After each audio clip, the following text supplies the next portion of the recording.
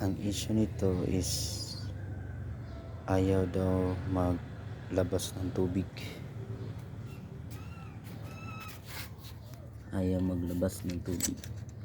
kaya i-check natin.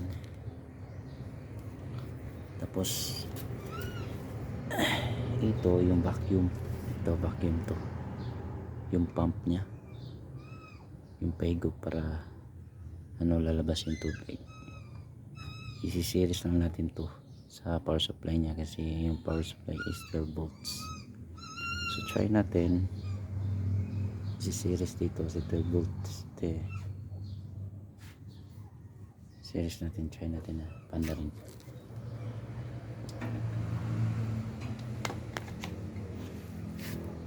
Yan, mandar na siya.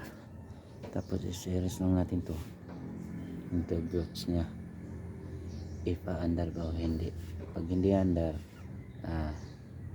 hindi andar tong pump is defective siya.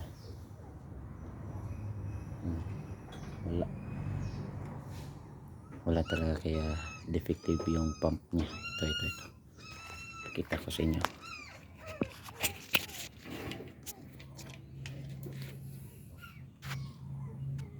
Ito yung pump nya. Tapos ito yung power supply